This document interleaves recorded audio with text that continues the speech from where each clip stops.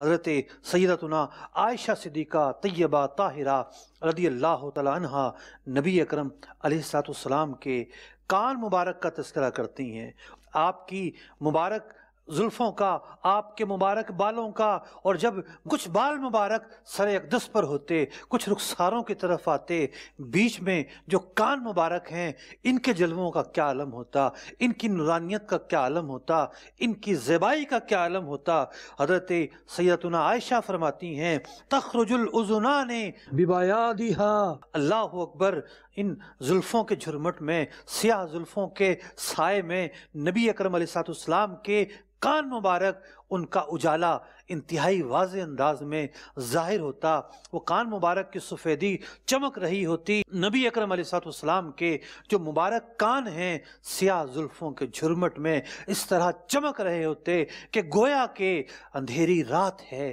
آسمان پر اندھیرا چھایا ہوا ہے، اور ایسے اندھیرے میں روشن ستارے جس طرح چمک رہے ہوتے ہیں، جس طریقے سے دمک رہے ہوتے ہیں، آپ کے مبارک کانوں کا بھی کچھ ایسا ہی منظر ہوتا۔ جب ایسے میں آپ صلی اللہ علیہ وسلم کے مبارک کانوں پر نظر پڑتی تو سیاہ زلفوں کے جھرمٹ میں وہ اندھیری رات میں چمکنے والے ستاروں کی طرح نظر آتے۔ اللہ اکبر، نبی اکرم علیہ الصلوۃ والسلام کے ایک ایک عضو کی کیا بات ہے۔